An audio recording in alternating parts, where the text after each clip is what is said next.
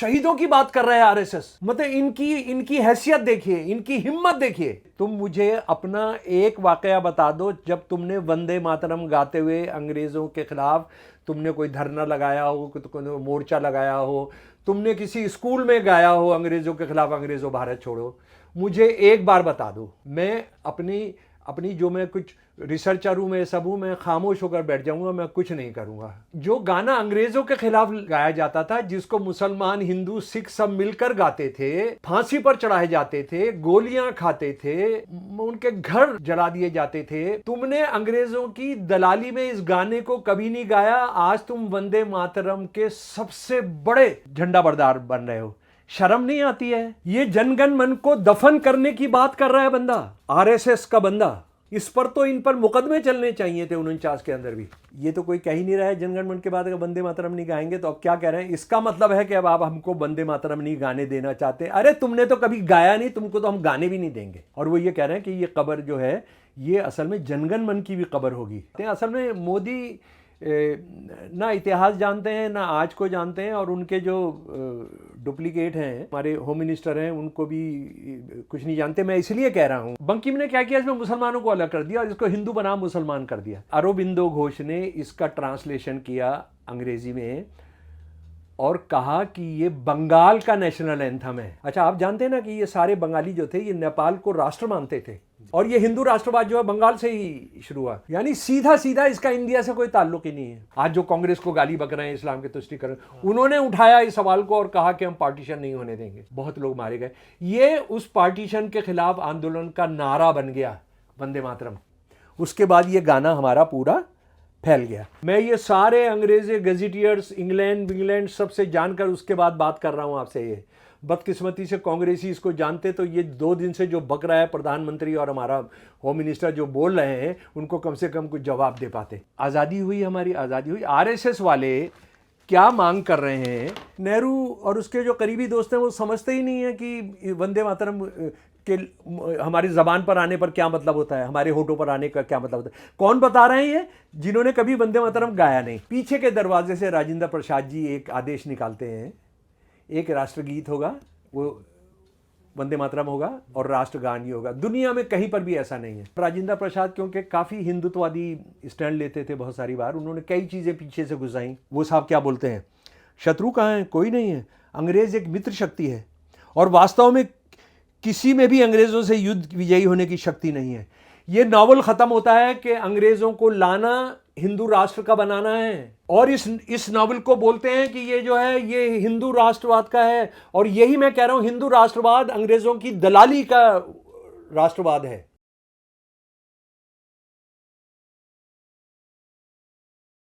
नमस्कार दोस्तों, मेरा नाम हैदर अब्बास नकवी है और आप लोग मुझको इस वक्त दा स्वतंत्र पर देख रहे हैं। जी हाँ, आप लोग पहचान गए होंगे कि हम लोग फिर इतिहास के पन्नों से हकीकत आपको बताने के लिए आए हैं, और हर बारी की तरह आप लोग बहुत पसंद कर रहे हैं। शमसुल इस्लाम साहब जो बात कह रहे हैं उसको समझा जा रहा है और वो लोगों तक पहुंच रही है हकीकत, इतिहास। तो आज हम फिर से शमसुल इस्लाम साहब के साथ हैं और इन्हीं से जानेंगे। सर, बहुत आगे की वीडियो में लोग बहुत रिएक्शन दे रहे हैं, बता रहे हैं, और इस तरह की बातें थी नहीं जो आपने पिछले 2 वीडियो में बताई हैं, तो ये शायद अब गायब होती जा रही हैं। लोगों को समझ में नहीं आ रहा इतिहास में क्या था क्या नहीं था। आज आप क्या स्वतंत्र के दर्शकों के लिए लाए हैं सर इतिहास के? मैं आज हमको वंदे मातरम पर बात करनी चाहिए। वंदे मातरम जो गाना है, जी जी, और 150 साल हुए हैं, वो 1875 में लिखा गया था, तो 150 साल हुए। और मोदी जी और हमारे जो होम मिनिस्टर हैं अमित शाह, मतलब बीजेपी में और कोई नेता और लीडर है ही नहीं जो बोल सके, वो यही 2 आदमी ही बोलते हैं, बाकी तो सब गायब हो गए हैं या इस सब पर बोलने लायक नहीं है। तो ये 2 बातें कही उन्होंने। एक तो ये है कि मुसलमानों को अपीस करने के लिए वो जो पूरा गाना है उसमें सिर्फ 2 अंतरे रखे गए, बाकी हटा दिया गया। नेहरू ने किया ये, हाँ जी। और फिर मोदी जी ने पूरा का पूरा सुना दिया वो जो गाना है। तो वो ये सब क्यों कर रहे हैं? ये 1857 की कमेमोरेशन नहीं मना रहे हैं। हाँ जी, ये तिरंगे झंडे का कमेमोरेशन कब बना था वो नहीं मना रहे हैं। ये सब कर रहे हैं ताकि कोई भी बांटने वाला मुद्दा जो है वो हावी रहे देश पर। और देश महंगाई, बेरोज़गारी, जुल्म, यातायात की बदहाली, सड़कों की बदहाली, अस्पताल गायब होना, स्कूल गायब होना। मतलब हरियाणा के अंदर कल ही न्यूज़ थी कि कितने 8,000 स्कूल बंद हुए हैं, यूपी के अंदर हज़ारों स्कूल बंद हुए हैं, मध्य प्रदेश के अंदर, राजस्थान के हज़ारों की तादाद में सरकारी स्कूल बंद हुए, उस पर कोई चर्चा नहीं होना। महंगाई कहाँ पहुँच रही है, उस पर कोई चर्चा नहीं होना। लेकिन वंदे मातरम हो जाएगा तो फिर उस पर सब पर पर्दा पड़ जाएगा, ऐसा वो सोचते हैं। इसीलिए वो लगातार कुछ ना कुछ करते रहते हैं। तो और अगर एक मुसलमान जोड़ दीजिए, एक मामला, किसी मामले में मुसलमान जोड़ दीजिए तो फिर ये होता है, फिर तो बहस की कोई ज़रूरत ही नहीं है। वो तो गीता का सच हो गया। ये तो हाँ, तो वो है। लेकिन इतना अलग है तमाम, अगर उस पर भी बात करना चाहते हैं। असल में मोदी ना इतिहास जानते हैं, ना आज को जानते हैं, और उनके जो डुप्लीकेट हैं, हमारे पता नहीं कौन किसका डुप्लीकेट है, लेकिन ये जो हमारे होम मिनिस्टर हैं उनको भी कुछ नहीं जानते। मैं इसलिए कह रहा हूँ कि जो मोदी जी ने सारा सुनाया, मोदी जी ने जो सुना दिया वहाँ पूरा, वो 1925 में आरएसएस बन गई जी। 15 अगस्त 1947 तक थी, काम करती रही, अभी तो राज ही कर रही है वो। मैंने जो इनके सारे दस्तावेज खोजे हैं, सारे देखा है, और मैं कितने दशकों से कितने ये सवाल पूछ रहा हूँ कि तुम मुझे अपना एक वाकया बता दो जब तुमने वंदे मातरम गाते हुए अंग्रेज़ों के ख़िलाफ़ तुमने कोई धरना लगाया हो, कोई मोर्चा लगाया हो, तुमने किसी स्कूल में गाया हो अंग्रेज़ों के ख़िलाफ़, अंग्रेज़ों भारत छोड़ो। मुझे एक बार बता दो, एक बार बता दो। मैं अपनी जो मैं कुछ रिसर्चर हूँ, मैं सब हूँ, मैं खामोश होकर बैठ जाऊँगा, मैं कुछ नहीं करूँगा। बता दो मुझे। कितने दशकों से मैं आपसे कह रहा हूँ, आपको जो गाना अंग्रेज़ों के खिलाफ गाया जाता था, जिसको मुसलमान, हिंदू, सिख सब मिलकर गाते थे और फांसी पर चढ़ाए जाते थे, गोलियां खाते थे, उनके घर जला दिए जाते थे, वो तुमने अंग्रेज़ों की दलाली में इस गाने को कभी नहीं गाया। आज तुम वंदे मातरम के सबसे बड़े झंडा बरदार बन रहे हो। शर्म नहीं आती है? और इस गाने के बारे में भी ज़रा सा हम जान लें, सारी बातें जान लें। और ये जो हिंदू राष्ट्रवाद और आरएसएस का जो हिंदुत्व, ये जो रेत की दीवार इन्होंने बनाई है ना, और इस पर जो पूरा हिंदुस्तान को लाकर रख दे रहे हैं, अगर इनकी रेत की दीवार से बचाकर अपने देश को हमने नहीं रखा तो पूरा देश धराशायी हो जाएगा। ज़रा सा इसके बारे में आप जान लीजिए, ये क्या है। और ये आप मेरा शम्सुल इस्लाम और वंदे मातरम डालेंगे तो आपको अंग्रेज़ी हिंदी में मेरे आर्टिकल्स भी आपको मिल सकते हैं।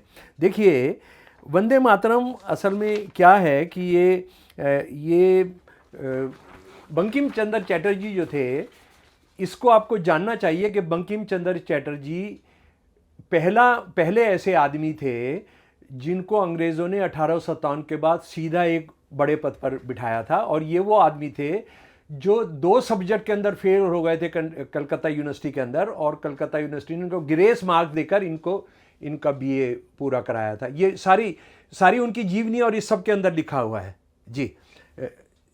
हाँ, और उसके बाद ये अंग्रेज़ों के बहुत वफादार थे।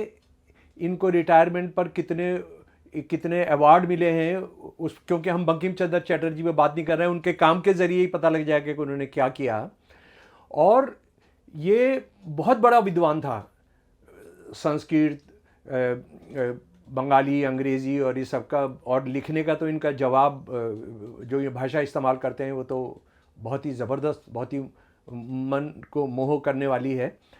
तो ये अंग्रेज़ क्या चाह रहे हैं कि 1857 के बाद कुछ दलाल ढूंढ रहे हैं जो उनके यहाँ ऊपर सर्विस में आएंगे और उसके बाद जो हिंदू मुसलमान को बांटने का काम है वो करेंगे। और इन्होंने सारे अपने लेखन में उसी काम को किया, सारे अपने पूरे लेखन में। ये वो आदमी है जिन्होंने ये भी कहा कि 1857 जो है ये तो लोगों की हिस्सेदारी नहीं, ये तो लफंगे ये सब वो सारे लोग गुंडे थे जो बदकिस्मती से सर सैयद ने भी कहा था। सर सैयद और ये जो है हम असर भी हैं, ये लगभग एक ही दौर के अंदर है। तो ये जो गीत है वो कवि भी थे और प्रोज राइटर भी थे। तो उन्होंने ये गीत जो लिखा, ये ट्रेन के अंदर सफ़र कर रहे थे और ट्रेन के अंदर सफ़र उन्होंने देखा कि वो ये सरसों की फसल लहरा रही है ना, उस पर उन्होंने एक गीत लिख दिया 1875 के अंदर। और उस गीत की बात ये थी कि वो बिल्कुल इतना ख़राब था, एक तो आधा संस्कृत में था आधा बंगाली में था। वैसे भी ये दो भाषा के अंदर एक तुकबंदी सी थी और ये खुद भी भूल गए। और जब इसको रविंद्रनाथ टैगोर जी ने इसकी धुन बना दी तो उसके बाद भी इनके जो बहुत दो पोएट नवीन चंद्र सेन थे, उन्होंने इनके दोस्त भी थे कि ये तुमने किया तो है, अच्छा भी है, लेकिन ये एक जो ये कहते हैं ना सड़क छाप किस्म का गाना लिख दिया तुमने। मैं अंग्रेजी बता रहा हूँ, spoiled by your potpourri of half Bengali and half Sanskrit. ठीक है, ये तुमने सड़क छाप किस्म का लिख दिया है। It reminds me of Govind अधिकारी जात्रा सॉन्ग्स। वो जात्रा जो होती है वहाँ नाटक होता है ना, सारी रात होता है, उसको जात्रा कहते हैं, जैसे हमारे यहाँ नुक्कड़ नाटक। तो ये तो उसकी जात्रा जैसा कि उसमें ये गाया जाएगा, उस तरह का गाना लगता है। सच ये है कि उस वक्त जादू भट्ट जो एक बहुत रिनाउंड सिंगर थे, उन्होंने कहा कि उन्होंने इसकी अट्रैक्टिव धुन बना दी, लेकिन उसके बाद भी ये चला नहीं। उसके बाद क्या हुआ कि जब ये अपना नावल लिख रहे हैं 20-30 साल के बाद, तो उन्होंने 1982 में जब आनंद मठ लिखते हैं, तो आनंद मठ जो आरएसएस के हिसाब से हिंदू नेशनलिस्ट के हिसाब से भारत के राष्ट्रवाद का प्रतीक है। और ये वो नावल है जो भारत माँ का कंसेप्ट देता है। इससे पहले हिंदुत्ववादी जो है फादर मानते हैं राष्ट्र को ना, हिंदू राष्ट्र जो है वो फादर है, ये मादर का दुर्गा, और माँ जो है वो भारत दुर्गा है, वो इसी नावल से आता है। ये नावल क्या है आनंद मठ कि इतिहास में कभी जो अंग्रेज़ों के राज आने से भी जो 200 साल पहले जो नवाबों का राज था, उसमें मुसलमान जो जुल्म करते थे उसके खिलाफ लड़ाई का संतान सेना है, बच्चे चिल्ड्रन सेना है। अच्छा, इसमें जो बेईमानी की बंकिम ने, मैं जो अगली किताब कर रहा हूँ वो इसी पर कर रहा हूँ, बंकिम पर ही। तो जो बेईमानी की कि जो संतान का जो विद्रोह था ना, इसमें मुसलमान मौलवी, मुसलमान फ़कीर, ये फ़कीर और संतान विद्रोह था, साथ साथ मिलकर वो नवाब से लड़ते थे। और अंग्रेज़ उस वक्त क्योंकि नवाबों के ऊपर बैठ चुके थे, तो लड़ाई तो नवाब के राज में होती थी, लेकिन अंग्रेज़ों से लड़ाई होती थी। तो ये था फ़कीर और संतान विद्रोह, इसका नाम है। सारा इतिहास में जो आप जाएंगे, आप जाइए संतान और फ़कीर विद्रोह। और ये सारे के सारे कहाँ से गए हुए थे? ये राजस्थान से मुसलमान, हरियाणा से मुसलमान, और ये सफ़र में रहते थे। और उसके बाद अयोध्या वगैरह से ये सारा लोग रहते थे। और इनका काम क्या था? ये कहीं भी बैठ जाते थे, मतलब मान लीजिए एक जगह इन्होंने डेरा कर दिया, तो साथ ही डेरा कर दिया, तो उसके बाद यहाँ 2 साल लेंगे। उसके बाद ये सूदखोरी करते थे, पैसा देते थे, उनके आपस के जो झगड़े होते थे उसको सुधार देते थे। और ये जो संतान है, ये तो पूरे नंगे रहते थे। उस तरह का जो एक गोसाई, मैं अगर सही कह रहा हूँ तो वो जो है वो एक परंपरा है साधुओं की, उस तरह से। तो ये बंकिम ने क्या किया, इसमें मुसलमानों को अलग कर दिया और इसको हिंदू बनाम मुसलमान कर दिया। ठीक है। अच्छा, और मजे की बात यह है, 200 साल पहले मुसलमानों का राज खत्म हो चुका, उस पर अब नावल लिख रहा है ये। अब तो सीधा अंग्रेजों का राज है। और इस नावल में बाद में बड़ा मज़ेदार आएगा, वो किस्सा आएगा। तो ये उन्होंने जो लिखा, उसको अपने नावल में शामिल किया। नावल में शामिल होने के बाद इस गीत पर बातचीत शुरू हुई। और लेकिन मज़े की बात यह है, ये किताब है बंकिम चंद्र चटर्जी पर, साहित्य अकेडमी की छापी हुई। इससे बड़ा कोई कलेक्शन बंकिम पर नहीं है उनको जानने के लिए, है। इसमें साफ लिखा है कि अरबिंदो घोष ने इसका ट्रांसलेशन किया अंग्रेजी में और कहा कि ये बंगाल का नेशनल एंथम है। ये कहाँ का नेशनल एंथम है? क्यों कहा? क्योंकि इसमें पूरे इंडिया का इस गाने से कोई मतलब ही नहीं है। देखिए इसमें क्या क्या है। इसमें 7 करोड़ लोगों की के 7 करोड़ आवाज, 7 करोड़ हाथ तलवार उठाकर चलेंगे, लहलाते हुए खेत हैं, नदियां बह रही हैं, चिड़ियाँ जो हैं वो भारत माँ और उसकी स्तुति कर रही हैं। तो अगर इसको कोई राजस्थान में गाए तो वो तो पागल हो जाएगा। उधर लद्दाख में अगर इसको गाएंगे तो ये तो भारत को रिप्रेजेंट नहीं करता। इसीलिए ये इन्होंने, अरबिंदो ने कहा कि ये नेपाल का राष्ट्रगीत है। अच्छा, आप जानते हैं ना कि ये सारे बंगाली जो थे ये नेपाल को राष्ट्र मानते थे जी। हम बंगाली हैं, आप हिंदी हो, आप हिंदुस्तानी हो, ये सारा आज भी बातचीत में, हम तो बंगाली हैं, तुम हिंदुस्तानी हो। बंगाल जी। और ये हिंदू राष्ट्रवाद जो है बंगाल से ही शुरू हुआ, महाराष्ट्र में तो बाद में आता है जी। इसको समझ लें हम लोग। तो उन्होंने रखा और उसके बाद 7 करोड़ लोग, 70 मिलियन लोगों की बात की है इसमें। 70 मिलियन उस वक्त आबादी है बंगाल की, और बंगाल में उस वक्त उड़ीसा और बिहार भी शामिल है, हाँ? यानी सीधा सीधा इसका इंडिया से कोई ताल्लुक ही नहीं है।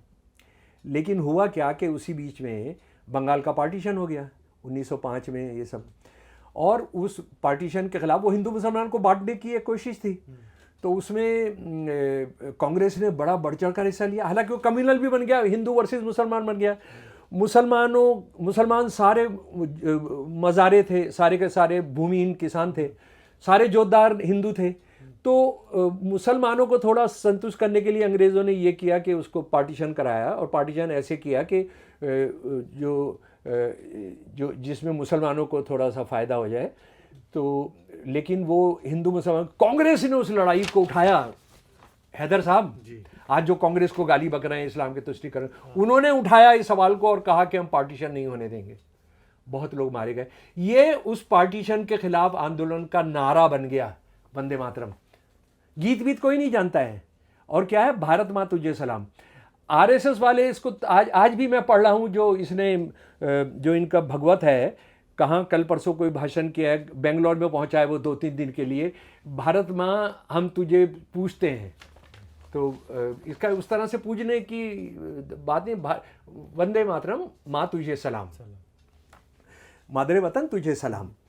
तो ये सारी हिंदुस्तान में कैसे फैला कि किसानों की सभा हो रही है बारीसाल में, और वहाँ बड़े पेजेंट किसान लीडर हैं अब्दुल रसूल, जो बाद में सीपीएम में रहे और बहुत किसानों को संगठित किया बंगाल में, हमारे बंगाल में।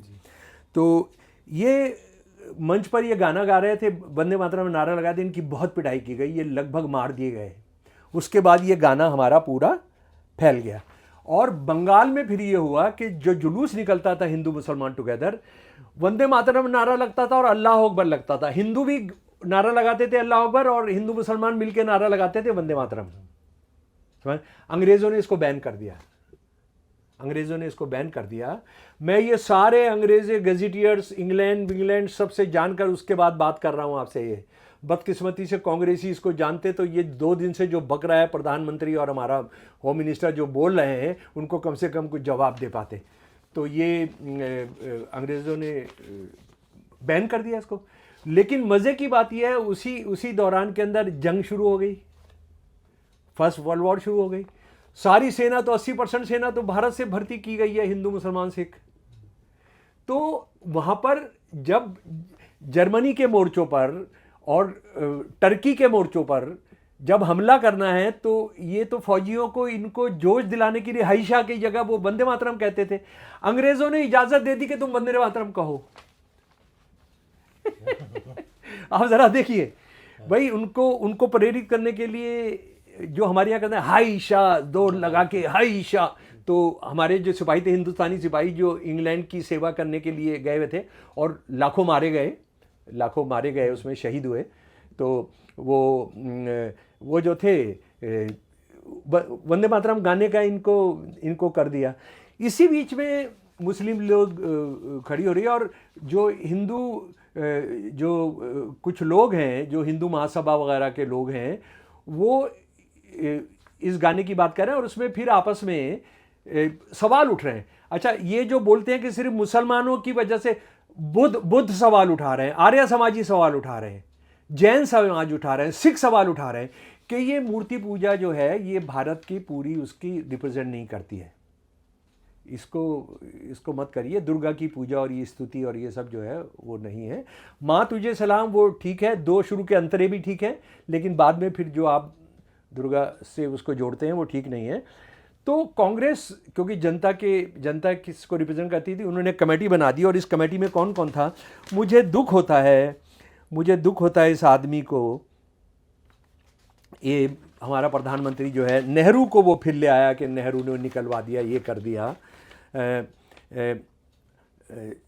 जी, ये कांग्रेस ने एक कमेटी बना दी जनाब, कांग्रेस ने एक कमेटी बना दी, और इस कमेटी के अंदर कौन कौन है? इस कमेटी के अंदर हैं जी अब्दुल रसूल हो गए। इस कमेटी के अंदर हैं जनाब, ज़रा सा वो, हाँ क्या हुआ भाई,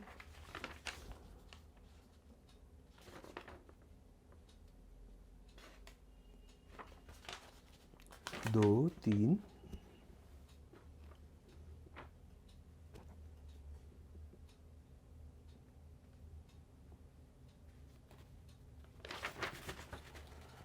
जी सॉरी, हाँ जी। कांग्रेस ने कलकत्ता और वर्धा में इस पर बड़े डिस्कशंस हुए, और बाकी में मुस्लिम लीग जो थी वो ये उठा रही है कि वो सबसे ज़्यादा वोकल उठा रही है कि वो ये जो है ये तो मूर्ति पूजा है। तो कांग्रेस के क्या करती है, कांग्रेस की वर्किंग कमेटी, गांधी जी, मौलाना आज़ाद, सुभाष चंद्र बोस और नेहरू प्रेसिडेंट है, एक कमेटी बना देती है। वो सिर्फ नेहरू को पकड़ा है, इसमें गांधी जी हैं, इसमें सुभाष चंद्र बोस हैं, इसके अंदर अबुल कलाम आज़ाद हैं। और कमेटी ये फैसला करती है कि इसमें शुरू की 2 पंक्तियों में तो कोई गड़बड़ी नहीं है, शुरू की 2 स्टांजा में, 2 अंतरों में कोई दिक्कत ही नहीं है, तो हम इसको गाएंगे। हाँ, और उसके लिए फिर बाद में एक और कमेटी बनाते हैं कि इसकी एक अच्छी सी धुन बना दी जाए। ठीक है, अच्छी सी धुन बना दी जाए, तो वो भी बन गई। उसके बाद जनाब ये हुआ कि आज़ादी हुई, हमारी आज़ादी हुई। आरएसएस वाले क्या मांग कर रहे हैं, मैं उनका आपको सन 1949 का ये 1949 दिसंबर 28 का इनको कर रहा हूँ कि अब इसी बीच में वो हमारा राष्ट्रगान लिखा गया है रविंद्र द्वारा, जनगण मन। तो वो जनगण मन के खिलाफ इसको आज़ादी के बाद इसको खड़ा कर रहे हैं। कभी नहीं गाया उन्होंने वंदे मातरम, कांग्रेस ही जान दे रहे हैं। भगत सिंह, राजगुरु, सुखदेव वंदे मातरम कह रहे हैं। जो काकोरी के शहीद हैं वो वंदे मातरम कहते हुए शहीद हो रहे हैं। आखिरी नारा क्या है? इनकलाब जिंदाबाद वंदे मातरम, इनकलाब जिंदाबाद वंदे मातरम, माँ तुझे सलाम, इनकलाब जिंदाबाद। जी, तो ये नहीं कर रहे हैं। ये देखिए क्या लिख रहे हैं 28 दिसंबर को, नेहरू को कह रहे हैं कि नेहरू समझता ही नहीं है कि Pandit Nehru and his cabinet is unaware of the glorious history of the 2 small words Vande Mataram on their lips.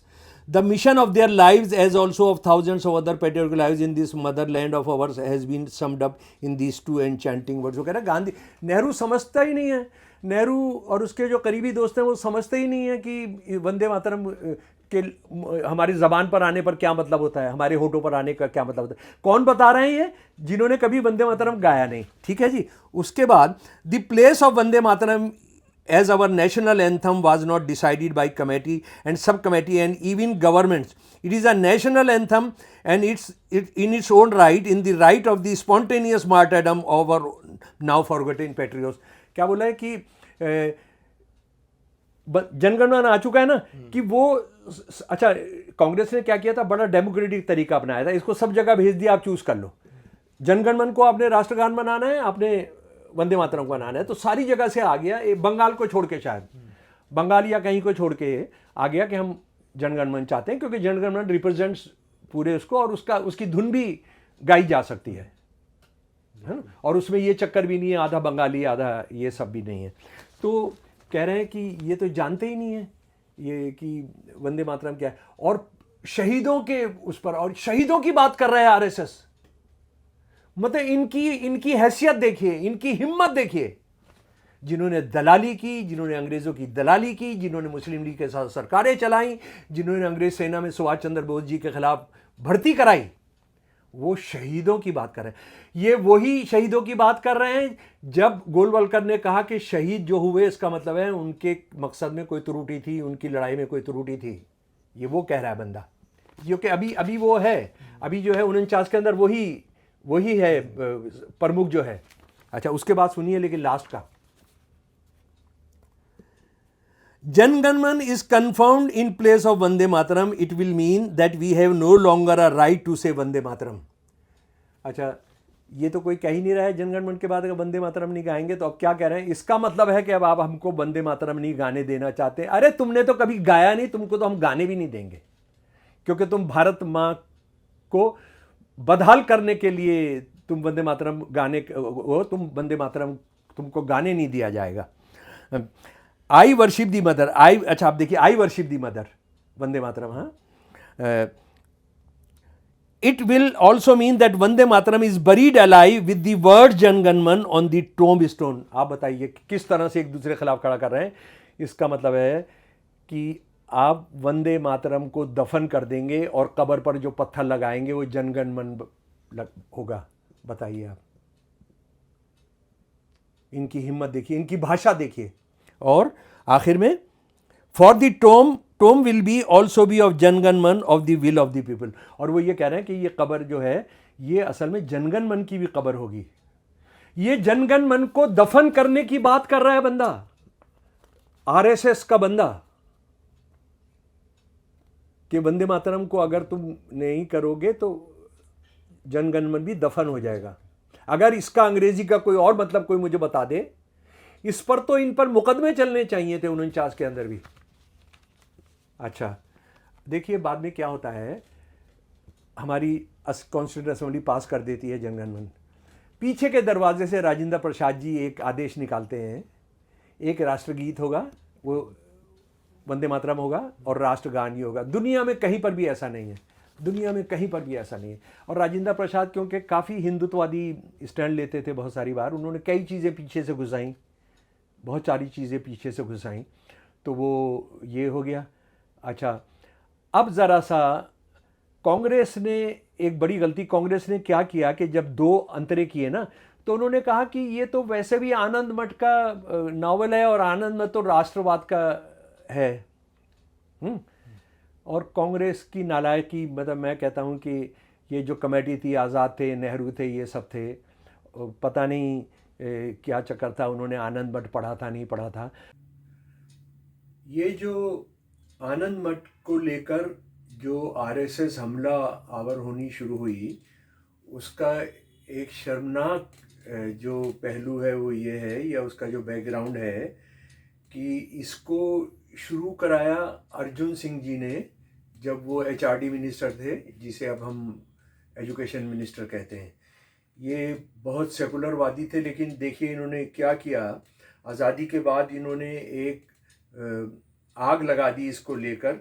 इन्होंने कहा कि 7 सितंबर 2006 को सारे स्कूलों में, देश के सारे स्कूलों के अंदर वंदे मातरम गाया जाएगा। हालांकि बात ये था कि इनका वंदे मातरम से मतलब यही था कि वो शुरू के 2 स्टैंजा गाए जाएंगे, पर इसने मौका दिया आरएसएस को फिर एक बार एक ऐसा मुद्दा पकड़ लेने का जिसको उन्होंने पीछे रखा हुआ था। यानी वो उस पर बहुत एक्टिव नहीं थे। ये सच है कि वो जाके वंदे मातरम गाना है, अगर इस देश में रहना वो करते थे, लेकिन अर्जुन सिंह थे कांग्रेस के मंत्री, सेकुलर मंत्री, जिन्होंने इस आग को भड़काया। वंदे मातरम को लेकर जो ये कहा जाता है कि जैसे सारे हिंदू इसके पक्ष में थे, ये सच नहीं है। कांग्रेस वर्किंग कमेटी ने जो फैसला लिया था 2 स्टैंजा गाए जाएंगे, लेकिन उसके बाद भी जो हिंदू राष्ट्रवादी थे, जो सारे ऊंची जाति के थे बंगाल में, वो इसको पूरा गाने को गाने लगे।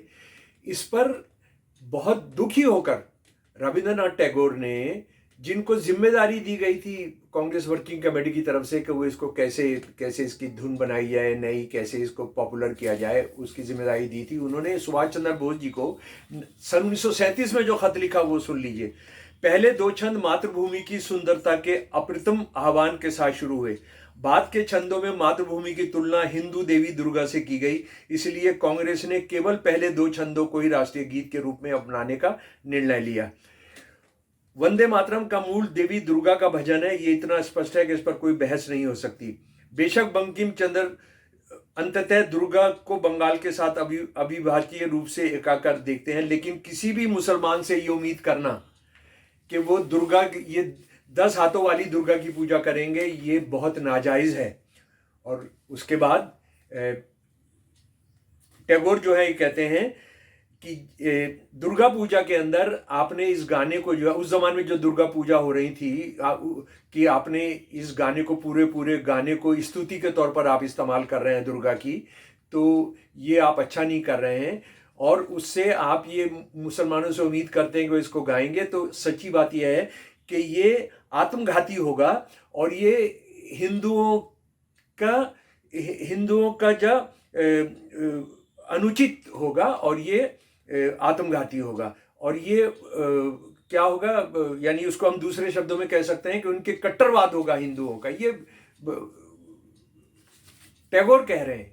आनंद मठ में जो अंग्रेज़ों की दलाली है, जो अंग्रेज़ों के आने से हिंदू राज हो गया, ये बंकिम चंद्र साहब का ये अचानक नहीं हो गया, कोई अलग थलग से नहीं वाकया है कि उन्होंने ये नावल जो लिखा उसमें ऐसा है।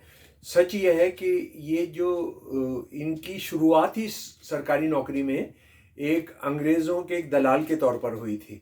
उसका मैं उसके सबूत में मैं आपको बताना चाहता हूँ। ये मेरे पास है, कलकत्ता यूनिवर्सिटी सिंडिकेट के, यानी उसकी जो गवर्निंग बॉडी थी, उसके 24 अप्रैल 1858 के रिकॉर्ड्स। उसमें ये कहा गया है कि 11 लोग बीए में, 13 कैंडिडेट्स बीए में बैठे थे, उसमें से 3 एब्सेंट रहे और सब फेल हो गए, लेकिन 2 लोगों को, बंकिम चंद्र चटर्जी को और जदुनाथ बोस को ग्रेस मार्क्स देकर हमने पास कर दिया बीए में। और यहाँ ये नहीं भूलें कि ये बंकिम चंद्र चटर्जी वो है जिनको पहला इंडियन है जो 1857 की हमारी जंग में हार के बाद, जिनको सरकार एक बड़ी आईएएस के बराबर की नौकरी में बंगाल के अंदर तैनात करती है। तो ये अंग्रेजी हुकूमत ने, अंग्रेजी शासकों ने, गोरे शासकों ने इनको गुरूम किया उसके लिए। और इनकी जो पोस्टिंग्स रहीं, वो पोस्टिंग्स भी उन जगह पर रहीं जो इनकी तमाम रिकॉर्ड्स हैं इनकी नौकरी के, कि वो जहाँ पर क्रांतिकारी, जिनको अंग्रेजी आतंकवादी कहते थे, वो जहाँ सक्रिय थे, वहाँ पर इनकी पोस्टिंग की जाती थी। और इनके रिकॉर्ड में यह है कि उन्होंने बहुत कामयाबी से उस सबको दबा दिया। अच्छा, एक चीज़ और जो बहुत ज़रूरी है जानने की, कि ये 33 साल इन्होंने नौकरी की और हमको बताया जाता है ये तो बड़े देशभक्त थे, ये तो नेशनलिस्ट थे, इन्होंने हिंदू राष्ट्र की कल्पना दे दी। और ये आनंद मठ जो है वो तो भारतीय राष्ट्रवाद का बहुत बड़ा नावल है, दस्तावेज है। लेकिन ये भी समझ लीजिए कि जब ये रिटायर हुए तो इन्होंने, अंग्रेज़ों ने इनको CIE, companion of the order of the Indian empire, ये अंग्रेज़ इंग्लैंड के बाहर जो अपने दलालों को सबसे बड़ा खिताब देते थे, ये वो था। ये वो खिताब है जो 1817 में गद्दारी करने वाले सारे नवाबों और राजाओं को भी उन्होंने दिया। आरएसएस ने जिस तरह से वंदे मातरम को मुद्दा बनाया है, और अभी उसके 150 साल होने पर फिर एक बार ये कहा है कि मुसलमानों के तुष्टीकरण की वजह से इसमें से वो 4 स्टैंजाज 4 अंतरे हटाए गए, जो बिल्कुल झूठ है। उसकी बहुत सारी वजूहत थी, वो सिर्फ मुसलमानों की वजह से नहीं किया गया था। बात यह है कि जिस तरह से कुछ मुसलमान लीडरान सियासी और मजहबी जो हैं, उन्होंने जिस तरह से रिएक्शन दिया है, वो आरएसएस के हाथों में खेलने के बराबर है। यानी आरएसएस ये बताना चाहती है कि देश को प्यार करने वाला सबसे बेहतरीन जो गीत है वो मुसलमान नहीं गा रहे हैं, इसलिए मुसलमान जो है देशद्रोही हैं, और मुसलमान तो हमेशा गद्दार रहे हैं। सच ये है कि ये गाना जिस नावल के अंदर है, और ये सवाल मुसलमान जो ये लीडरान जो सवाल कर रहे हैं, जो ऑब्जेक्शन कर रहे हैं, उनको ये बताना चाहिए कि ये जो जिस नावल से ये गीत आया है, वो गीत राष्ट्र विरोधी है, वो भारत विरोधी है, इंडियन नेशनलिज्म विरोधी है। क्योंकि उसके लास्ट के आप 4 पेज, जो चैप्टर 8 है आखिरी जो है, उसका आप पढ़कर सुनाइए। और इन मुसलमानों ने ये इनवाइट करना चाहिए जो दूसरे मजहबी अक़लियतें हैं, सिख हैं, जैन हैं, बौद्ध हैं, कि देखिए आरएसएस वाले किस तरह से एक राष्ट्र विरोधी नावल में लिखे हुए गीत को जो है राष्ट्रगीत बनाना चाहते हैं। उससे ज़्यादा शर्म की बात क्या हो सकती है।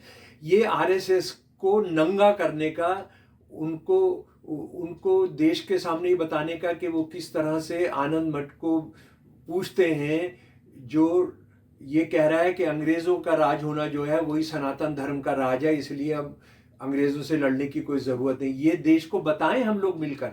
मैंने इस वक्त इंडिया में आनंद मठ के जितने भी वर्जन हैं वो सारे जमा किए हैं, उर्दू हिंदी अंग्रेज़ी के। आप ताज्जुब करेंगे कि मेरे पास उर्दू का भी आनंद मठ है। उर्दू का भी आनंद मठ है मेरे पास, ये रहा है।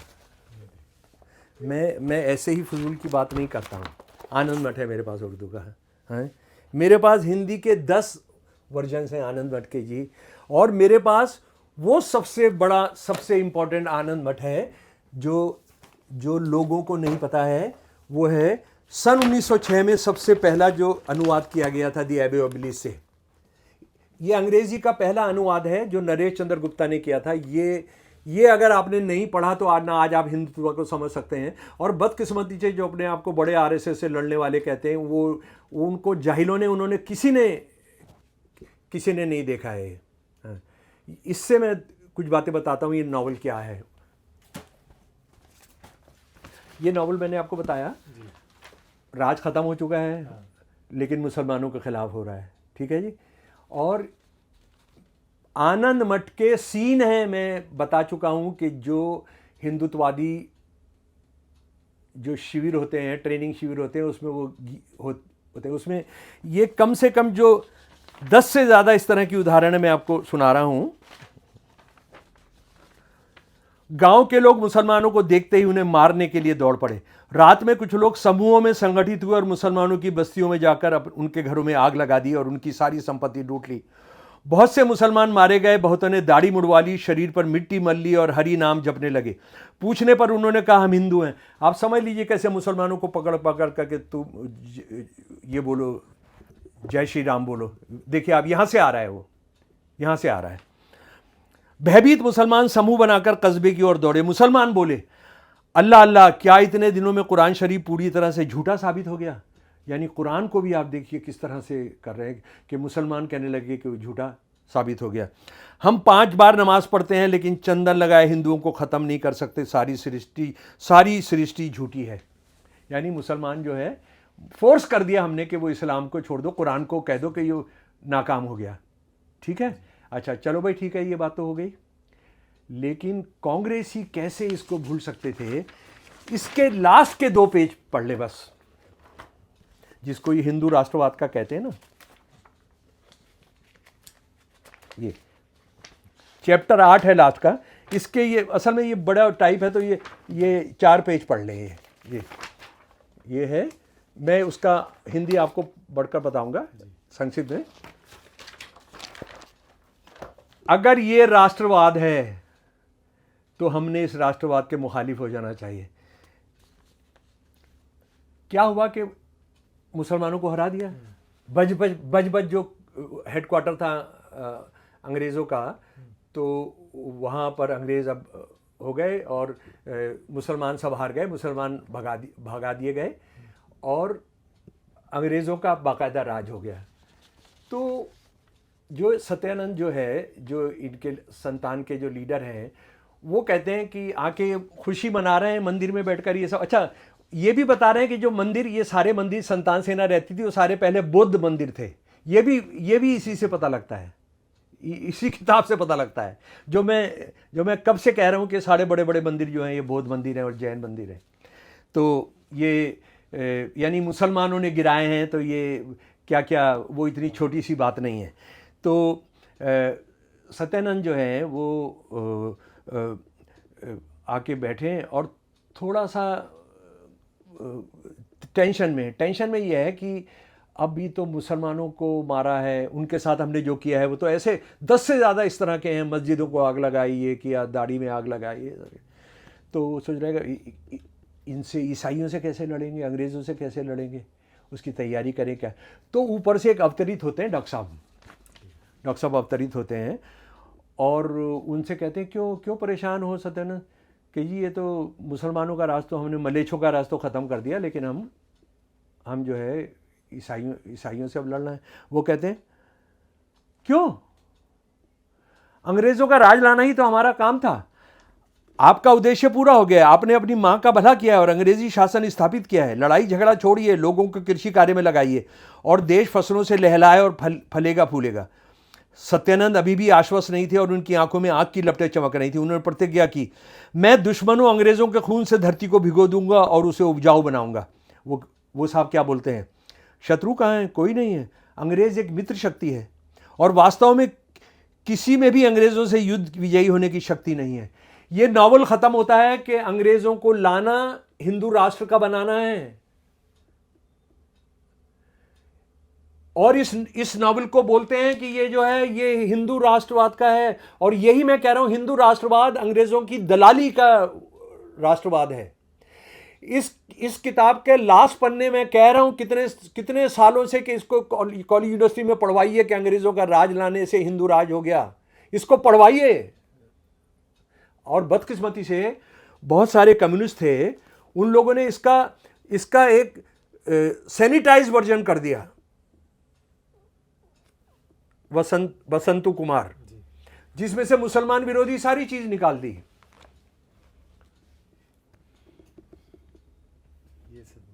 हाँ, तो यानी मैं कह रहा हूं हमारे लोग जो हैं, जो बड़े बड़े ये सारे लोग बैठे हैं, ये चप्पे चप्पे पर पहुंच जाए ना, हर शहर में एक जगह कर ले कि शाम को हम आपको दस्तावेज पढ़कर सुनाएंगे।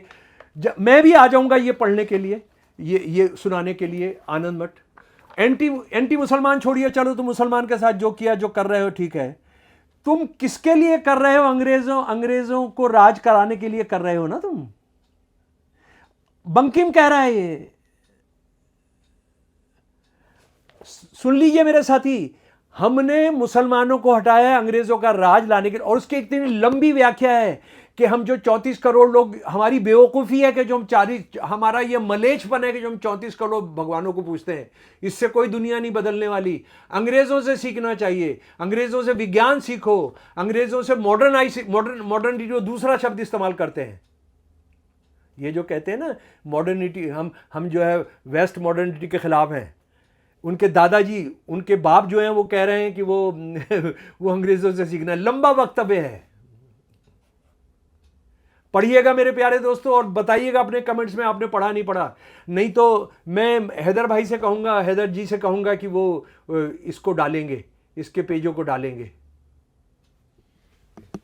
चलिए देखिए, इतिहास में सच्चाई छुपी होती है और यही सच्चाई बताना स्वतंत्र का उद्देश्य है। इसी तरह के इतिहास को हम बराबर लाते रहेंगे। हमें इजाज़त दीजिए, फिर होगी मुलाकात ऐसे ही किसी विचार के साथ। तब तक के लिए नमस्कार।